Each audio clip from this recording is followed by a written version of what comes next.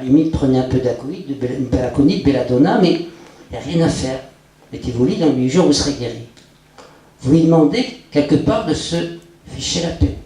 De laisser son corps guérir, en quelque sorte. Son corps vaincre tout seul, mais pas une grande aide à lui apporter, c'est tout seul qui va vaincre le virus de la grippe. Mais le fait que vous lui disiez ça, le fait que vous lui disiez qu'il n'y a rien à faire, le fait que vous lui disiez qu'il peut se ficher la paix, il va le faire. Il va donner un tout autre sens à ce qu'il vit. Il va en particulier accepter de faire passer finalement sa santé et faire passer son bien-être avant ses activités professionnelles. Donc fichez-vous la paix. Fichez-vous la paix et le monde se fichera la paix. Il y a dans ce message, se ficher la paix, un message révolutionnaire, mais également un message politique. Et c'est vrai qu'on est dans un mouvement qui, même s'il est excessif dans ce qu'on a dit au début de cette intervention, mais qui est également rassurant à un autre niveau. En particulier, au XXe siècle, vous avez des philosophes, vous aviez Nietzsche, vous aviez Heidegger en particulier. Nietzsche avec son concept d'amour fati et puis son concept de nihilisme, et Heidegger avec son concept de laisser-faire, qui ont considéré qu'il y avait une autre voie que la volonté, qui a une action quasi mécanique sur la réalité, et qu'il y avait une autre voie pour faire avec la réalité, c'est la voie de laisser faire, de laisser être. Après tout, les plantes poussent toutes seules, elles poussent sans nous. Les enfants aussi. Dans le mouvement de la thérapie moderne, depuis la guerre, vous avez les thérapies qu'on pourrait appeler un peu New Age, l'écoute active de rogerienne, de Carl Rogers. C'est avant tout laisser le patient être, laisser le patient parler et ne rien faire. Tout simplement laisser être dans l'écoute active sans rien faire d'autre. Mais vous avez également l'école Palo Alto, Václavic, Batson, qui vont dans le même sens. Et puis vous avez surtout ce thérapeute hors du commun qui était Milton Erickson, qui a transformé l'hypnose très, très directive, l'hypnose très, avec un impact puissant des hypnothérapeutes sur la personne hypnotisée, en hypnose permissive, qui est une hypnose beaucoup plus douce, qui est une hypnose beaucoup plus naturelle, où on n'est pas à agir, mais on laisse faire, on laisse les choses se faire. Vous avez également le mouvement artistique avec l'art moderne, dans l'art moderne, on laisse l'œuvre se montrer. Et l'artiste laisse l'œuvre se montrer. Et finalement, son intervention n'est pas du tout celle des peintres figuratrices ou des peintres des périodes dans lesquelles on peignait une image. Là, on laisse l'œuvre et on fait l'œuvre est finalement un événement qui se produit et qu'on laisse se produire. Mais c'est également le même rapport qu'il y a entre l'œuvre et puis celui qui est confronté à l'œuvre, c'est-à-dire le spectateur. On n'a pas besoin pour apprécier un tableau d'avoir toute une série de commentaires, toute une série de concepts qui viennent finalement s'interposer entre le tableau et vous. De même, quand vous écoutez une œuvre de Debussy, vous n'avez pas besoin, comme à France Musique, qu'il y ait 5 minutes de speech avant pour vous expliquer l'œuvre. Donc là aussi, on est dans l'art, dans le laisser-faire, et l'art a une place très importante dans notre monde, et maintenant plus qu'avant, parce que je pense que l'art, c'est beaucoup une façon de remettre chacun dans son humanité, et qu'on devrait peut-être y penser beaucoup plus dans l'éducation, la place de l'art et de la place de la culture de la culture dans l'éducation.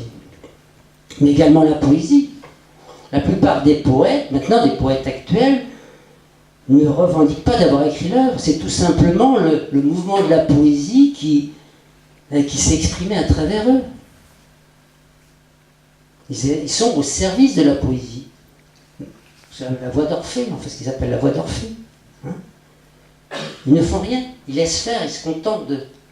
Ils se fichent la paix. Ils fichent la paix à l'œuvre. Ils fichent la paix aux patients lorsqu'il s'agit des nouvelles thérapies. Ils fichent la paix aux êtres humains pour se développer comme ils doivent le faire lorsqu'il s'agit de nouvelles philosophies. On est dans ce courant actuellement.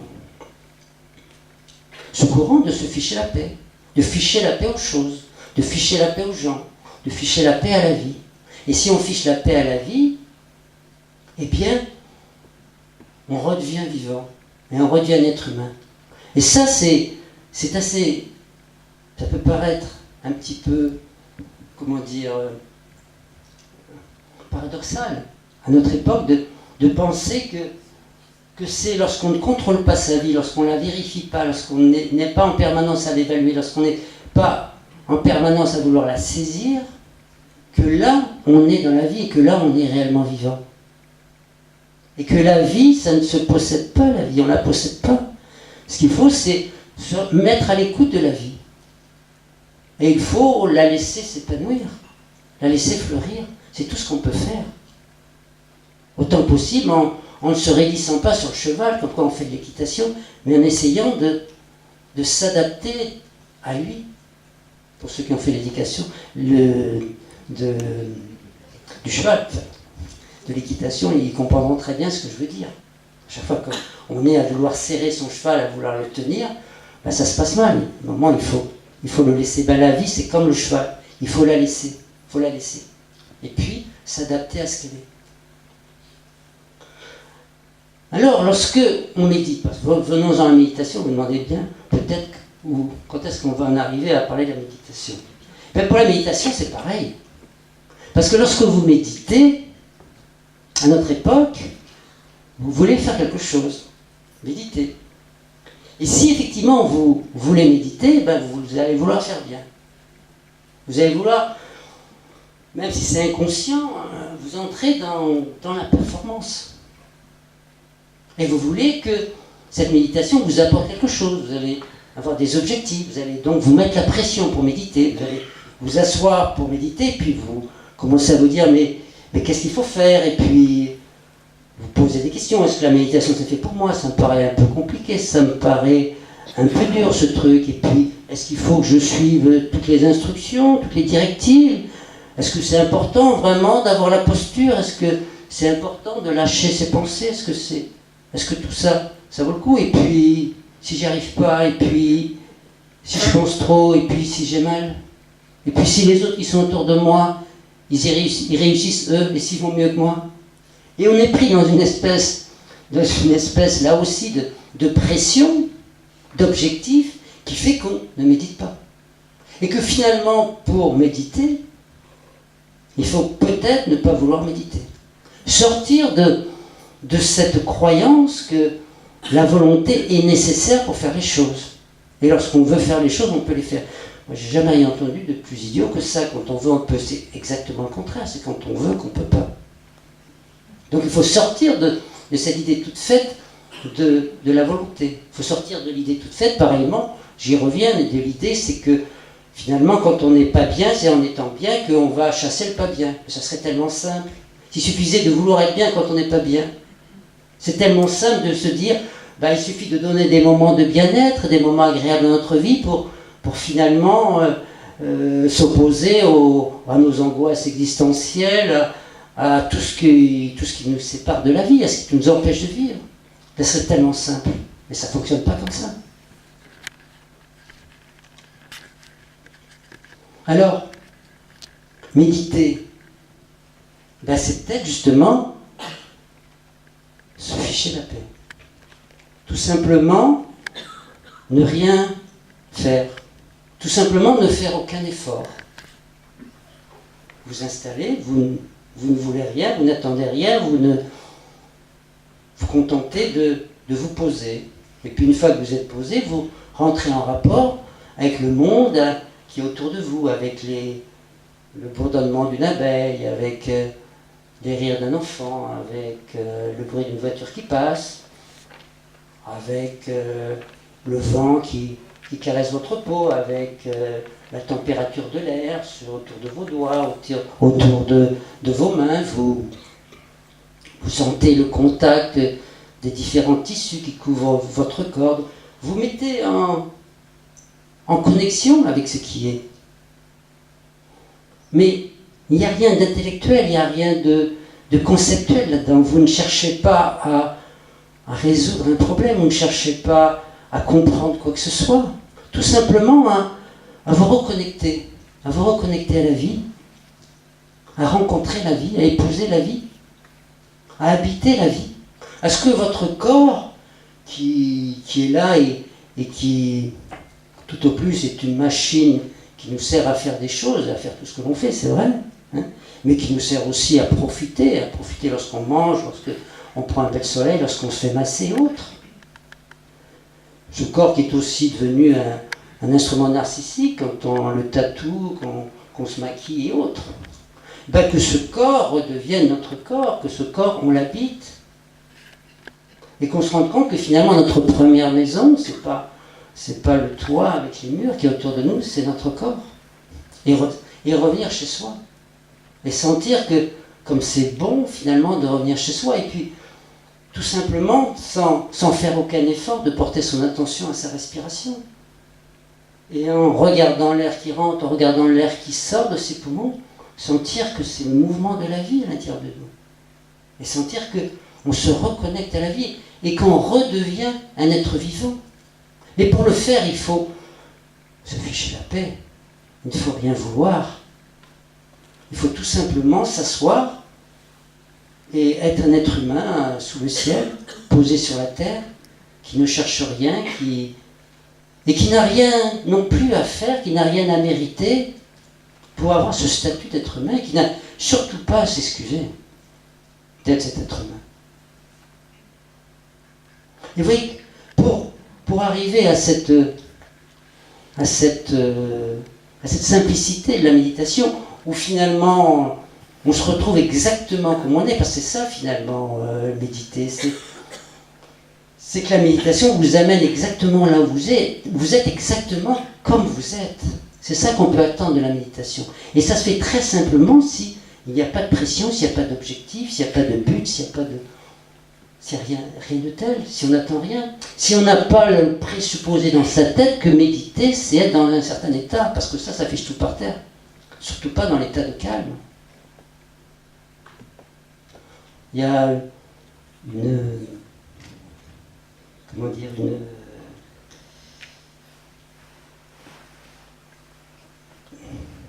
à la question c'est quoi méditer, c'est quoi bien méditer, la réponse des bouddhistes c'est méditer. À savoir qu'on ne peut pas rater une méditation. Sauf si bien sûr on se met la pression, sauf si bien sûr on veut bien faire, sauf si bien sûr on a des objectifs. C'est que la méditation nous amène dans un état de calme, dans un état de bien-être ou dans un état agréable.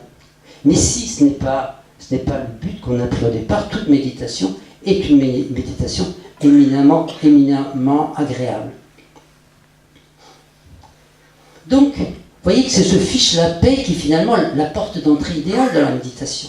À partir du moment où on se fiche la paix, on va pouvoir trouver l'effort juste de méditer et trouver la discipline bénéfique qui va nous permettre de méditer et à partir de là de comprendre et de comprendre la méditation de l'intérieur, de voir comment la pratique nous amène à la pleine présence, être présent à ce que l'on vit, être présent à soi, mais également être présent à ce qui est autour de nous. Et donc là, on est présent à la vie, on est présent à notre vie et on trouve sa place, sa juste place et on est au centre de sa vie. Et ça c'est quelque chose de très appréciable parce que ça va nous amener à trouver la confiance primordiale, la confiance qu'on a, non pas parce que on est performant, non pas parce que on est rassuré, pas tranquillisé, non pas parce que on nous dit que rien ne peut nous arriver. La véritable confiance que l'on a tout simplement parce que on est dans la vie et qu'on est un être humain et qu'on touche comme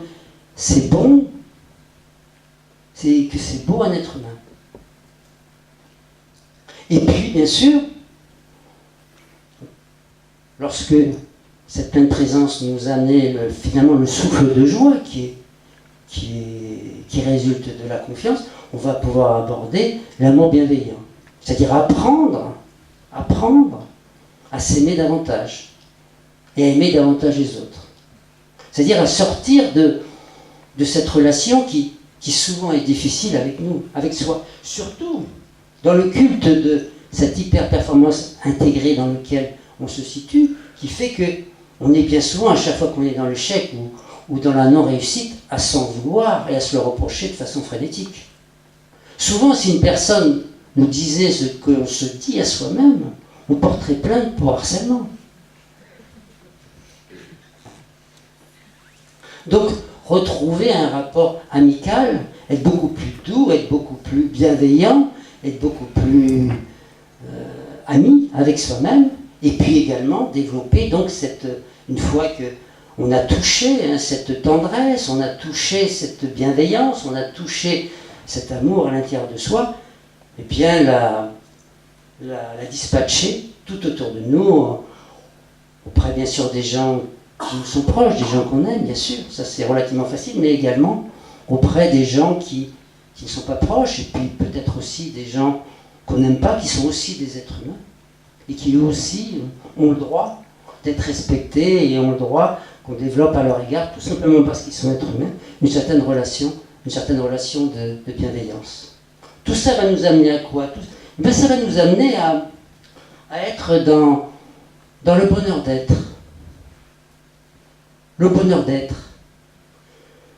Le bonheur d'être, c'est un certain émerveillement. Un émerveillement par rapport à la vie.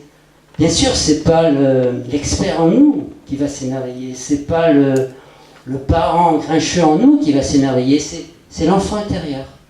Cet enfant qui s'émerveille devant des ronds dans l'eau, qui s'émerveille devant un ballon qui s'envole vers le ciel, qui s'émerveille devant un coquelicot au milieu d'un champ de blé. Nous avons tous cet enfant à l'intérieur de nous, nous avons tous cette capacité d'émerveillement. Et donc, la méditation, se ficher la paix, ça va nous amener à ce bonheur d'être, savoir apprécier ces petits cadeaux de l'existence.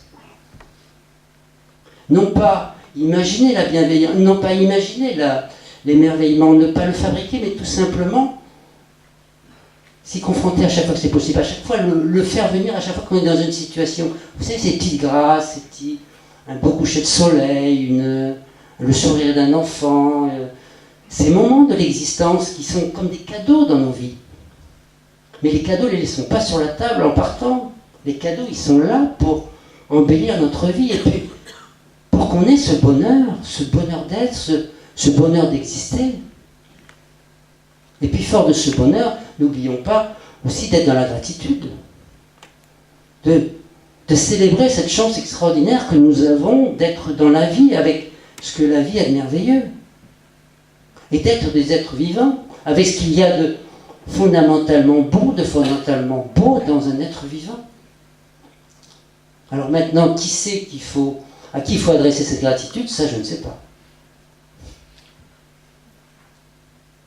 Voilà ce que je vais vous dire rapidement. Parmi les nouveautés, enfin, c'est pas les nouveautés, mais parmi la culture du laisser-faire, j'ai omis de parler de la culture spirituelle. Ben là aussi, la base du zen, c'est tout simplement s'asseoir. Shikantaza, tout simplement s'asseoir. Le bouddhisme tibétain, c'est se détendre dans la véritable nature de l'esprit. C'est ne rien faire, tout simplement se détendre dans la véritable nature de l'esprit. Mais également dans les oraisons et dans notre spiritualité chrétienne, c'est également que ta volonté soit faite. C'est tout simplement se laisser aller à la bonté de Dieu et laisser la grâce divine œuvrer en nous. Là aussi, il ne s'agit pas de faire quelque chose pour aimer, pour être aimé. Il faut tout simplement laisser l'amour faire son œuvre, disons. Alors, ce que je vais vous proposer maintenant, c'est de faire une brève méditation de se ficher la paix. Elle va être brève. À la suite de quoi, on va élargir un petit peu, rendre le débat de façon interactive pour que chacun s'exprime et que sur ces concepts, sur cette théorie, peut-on dire, de se ficher la paix, que chacun s'exprime et dise un petit peu ce qu'il y pense, nous pose des questions s'il y a des points qu'il veut qu'on développe. Alors d'abord, le petit moment de méditation. Alors vous allez vous installer confortablement, de façon à être à l'aise. C'est amusant, comme lorsqu'on parle d'être à l'aise, la plupart des gens changent de position. Réfléchir.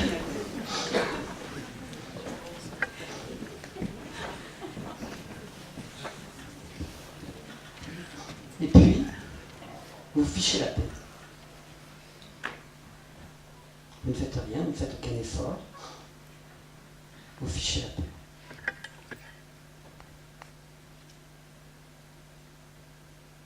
En vous fichant la paix, vous rencontrez la vie, vous rencontrez votre vie, vous rencontrez l'être humain que vous êtes. Ne faites rien. Ne faites aucun effort. N'essayez pas d'atteindre un état particulier. Juste coïncider avec ce qui est là. Laissez tomber toutes les pressions, toutes les injonctions à faire, à être.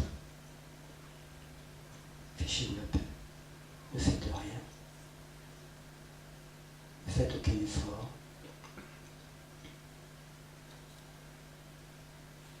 Et en ne faisant rien, on s'ouvre à la vie. Et on voit comme la vie œuvre en nous. Et pour ça, il ne faut rien faire. Et c'est pas parce que vous ne faites rien qu'il ne se passe rien. Vous avez les yeux qui sont ouverts ou les yeux qui sont fermés, mais si les yeux sont ouverts, vous voyez l'espace autour de vous, les formes, les couleurs. Si les yeux sont fermés, vous voyez peut-être des ombres. Mais vous n'avez aucun effort à faire. Vous n'avez rien à faire pour voir. Ça se fait tout seul, il suffit tout simplement d'être dans la présence ouverte à ce qui est. Pareillement pour entendre les bruits qui sont dans cette pièce, entendre ma voix, ce que ma voix vous apporte de ce que je suis, dans le bruit des lumières. Vous n'avez aucun effort à faire. Ça se fait tout seul. Puis vous respirez, mais là vous n'avez aucun effort à faire puisque vous respirez déjà. Juste être présent, votre respiration, sans rien faire, en vous fichant la paix.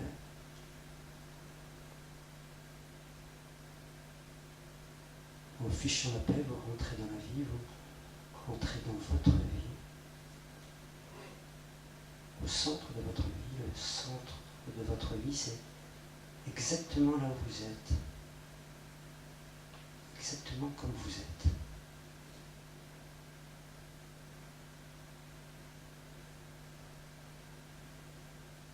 N'essayez pas de contrôler la vie, n'essayez pas de la saisir,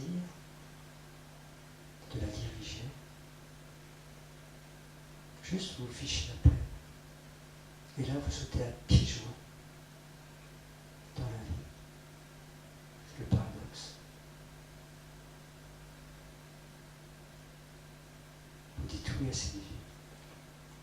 Et vous sentez profondément humain. Vous savourez la chance que vous avez d'être vivant.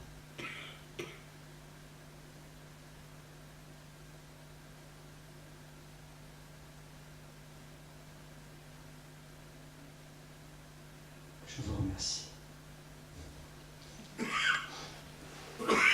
pas compliqué. Il n'y a rien à faire, il n'y a rien de plus simple. Alors, quelles sont les questions quelles sont les interventions que vous voulez faire? Quels sont les commentaires que vous voulez apporter? Quelles sont les contestations que vous voulez adresser à ce qui a été dit? Ça vient de vous relever un petit peu quelque part. Oui, alors comme tu expliquais à juste titre que souvent pendant l'enfance, donc on se construisait avec des injonctions, etc. Est-ce que tu penses qu'il peut être donc intéressant que les enfants méditent pour justement vivre cette éducation autrement? Bien sûr que... Et comment? On peut aider les enfants à méditer, mais à condition qu'on ne veuille pas les rendre calmes, parce qu'un enfant, c'est pas calme.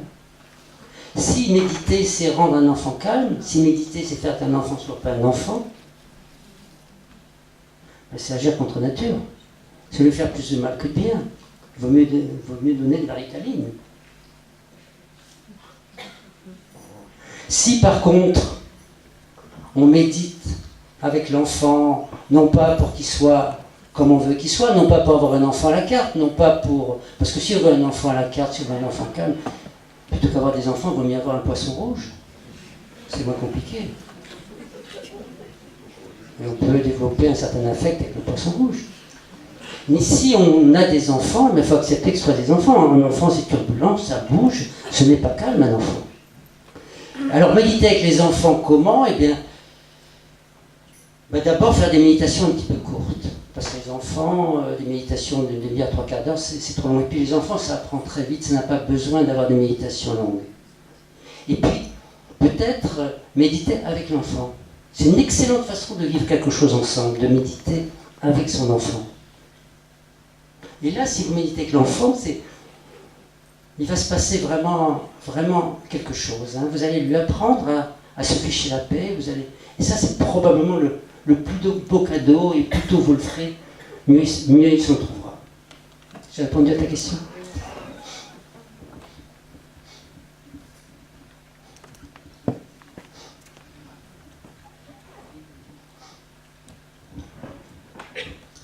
Tout d'abord, merci, parce que c'est toujours très, très constructif. Il y a quelque chose qui me pose problème, moi, c'est la volonté. Alors, on nous dit, avec la volonté, on peut faire des choses extraordinaires, la volonté peut nous faire franchir les montagnes, les obstacles, etc. Et puis, d'un autre côté, tu nous dis, la volonté, c'est pas bon, c'est pas bien. Alors, non, parce que la volonté peut aussi faire du mal. Alors, finalement, comment conjuguer ça? Je crois que la volonté, c'est une croyance. C'est une croyance la croyance qu'effectivement, il suffit de vouloir les choses, par exemple, vouloir que les choses changent pour que les choses changent. Alors que, effectivement, pour changer une roue, pour porter une pierre, etc., il faut probablement de la volonté, quoique ce n'est pas forcément la vertu qui est la plus nécessaire. Mais dans d'autres secteurs, surtout lorsqu'il s'agit de la sphère psychologique, vouloir changer sa vie pour qu'elle change n'apparaît pas la meilleure solution. Par contre, si on médite et si on est attentif à ce qui est, si par exemple on a une colère, cette colère, si on décide de ne plus être en colère, ça serait trop facile pour que ça marche comme ça. Par contre, si dans un moment méditatif, cette colère, on est attentif à cette colère, si vraiment on l'accueille, on est attentif et que en y étant attentif, en l'observant, en l'acceptant, en se laissant toucher par la colère, sans essayer de la transformer, sans essayer, mais tout simplement cette attention que l'on va porter, cette attention très précise que l'on va porter à la colère, là, ça a toutes les chances de la transformer. Je pense que c'est plus l'attention qu'on porte sur les choses, qui change les choses, que la volonté que l'on a de les changer.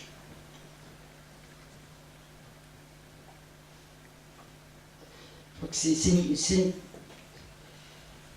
on ne peut pas non plus complètement supprimer la volonté de nos vies, mais je pense qu'on donne une place bien trop importante à la volonté. Et on pense qu'un gamin, parce qu'on met sur ses notes peut mieux faire, ou qu'on doit faire des efforts, etc., que ça va suffire parce que ça va lui donner envie de... Et c'est exactement le contraire qui se passe. On crée un traumatisme, on crée un stress chez ce gamin, mais on ne va pas du tout l'aider. Vous savez, Noah, lorsque les Français ont gagné le double de la Coupe Davis, avant le match, il ne leur a pas dit la France entière vous regarde, il faut que vous soyez bon, bougez les tripes, il faut que vous vouliez gagner. Qu'est-ce qu'il leur a dit? Faites-vous plaisir. Faites-vous plaisir. Et on voit très bien que se faire plaisir, finalement, est beaucoup plus efficace que vouloir gagner. Et que même, on a l'exemple de ces joueurs de foot talentueux qui tirent un pénalty. Un pénalty, là, les buts, ça fait 7,5 mètres de large, quoi. C'est presque de là-bas, là. On est 7,5 mètres devant. Vous voyez l'espace qu'il y a au mettre le ballon. Ces joueurs qui sont d'une agilité prodigieuse. Eh bien, une fois sur 3, ils le mettent à côté. Ou sur le poteau. Pourquoi? Parce qu'ils veulent le mettre. Et là, on voit les limites de la volonté. Alors qu'à l'entraînement, il n'y rate jamais un pénalty. Le petit bras au tennis, lorsqu'il s'agit de finir, de faire le jeu gagnant, c'est quelquefois tellement difficile. Qu'est-ce qui fait que c'est qu'ils veulent le mettre. Donc on voit un petit peu les limites qu'a la volonté dans nos vies. C'est pas parce qu'on veut qu'on peut. Je pense même que ça peut être un handicap. Je crois que le laisser, dont on a parlé tout à l'heure, le laisser, ça c'est quand même quelque chose aussi de très important. Laisser les choses faire, laisser la vie œuvrer, laisser, je vous dis, ne pas se crisper sur le cheval, mais accompagner la vie. On ne sera jamais aussi bon que lorsqu'on accompagnera la vie. Quand vous voulez planter un rosier, vous allez mettre votre graine en terre, et puis vous allez choisir un endroit avec une terre qui est adaptée, et puis un endroit qui soit suffisamment ensoleillé, mais une fois que vous avez mis la graine, il faut lui ficher la paix. Si tous les jours vous venez gratter, mettre de l'eau, mettre des paravents, etc., mais votre rosier il va pousser complètement de travers. Il ne va pas pousser du tout. Il y a un moment, il faut le laisser. Voilà. Ceci étant, il ne faut pas non plus être d'un extrémisme, c'est-à-dire qu'à chaque fois, tout mouvement de volonté est contraire. C'est pas vrai non plus. Mais il ne faut pas être dans le diktat de la volonté comme il ne faut pas être dans le diktat de la performance. Et on a trop tendance à vivre dans un monde qui, à force d'être dans l'hyper-performance, à force d'être dans la volonté, à force d'être dans les objectifs, dans la pression que l'on se met, eh bien, on se retrouve ne plus être un être humain et œuvrer comme des rouages d'une machine dans laquelle on est là à faire des choses répétitives, un petit peu comme Chaplin l'a si bien décrit dans les temps modernes. Où finalement, on n'existe plus, on n'est plus un être humain et la vie qu'on mène n'est même plus une vie. Ça, il faut s'en méfier, rester dans la vie. Il y a des gens qui ont des vies parfaitement réussies, mais qui ne sont jamais dans la vie, qui ne sont jamais dans leur vie. Et puis des gens qui ont des vies qui paraissent beaucoup plus banales, mais qui sont complètement dans leur vie, et qui sont complètement tous les jours dans ce qu'on disait tout à l'heure, de cet émerveillement, de ce bonheur d'être, tout simplement, qui suffit. Vous savez, ce bonheur simple à la Diogène. Ôte-toi de mon soleil.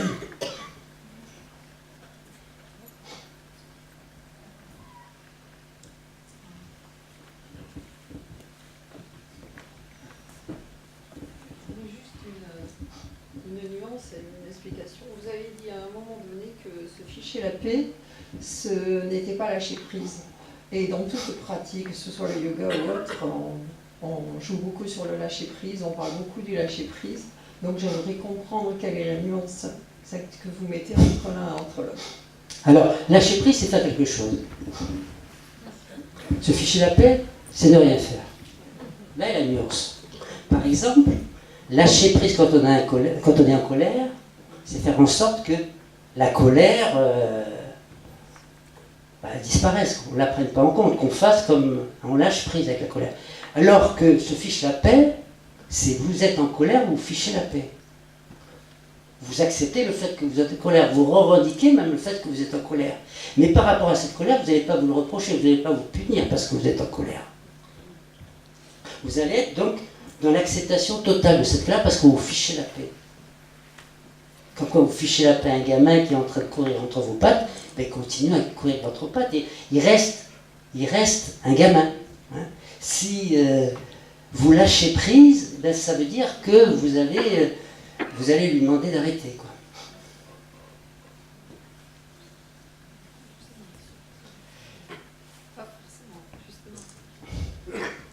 Lâcher prise, c'est faire quelque chose. Hein, je crois que vraiment la différence, mon exemple du gamin peut-être pas très heureux, hein, mais la grande différence, c'est que dans le lâcher prise, on fait quelque chose, on lâche prise. Hein. Et lorsqu'on est dans se fiche la paix, c'est un geste décisif, c'est un geste libérateur, hein, mais qui est décisif et qui est libérateur, mais sans qu'on fasse rien. On se fiche la paix. Et qui apaise en même temps. Et qui apaise, bien sûr, qui apaise. Lâcher prise, pardon, je termine. Lâcher prise, c'est quand même vouloir un petit peu que les choses changent. Se ficher la paix, c'est pas vouloir que les choses changent. C'est tout simplement l'attitude que l'on développe, l'attitude réactive que l'on développe par rapport aux choses, qui effectivement va lâcher parce qu'on se fiche la paix.